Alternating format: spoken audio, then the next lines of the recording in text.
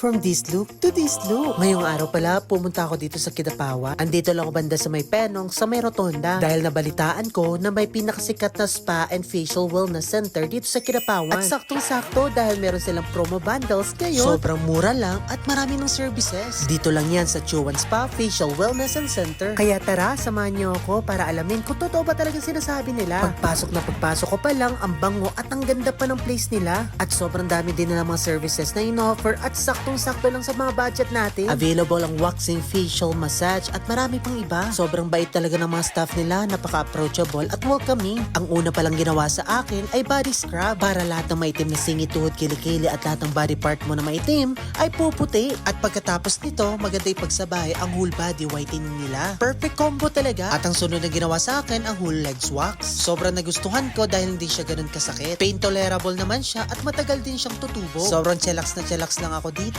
After that, charan, tapos na agad.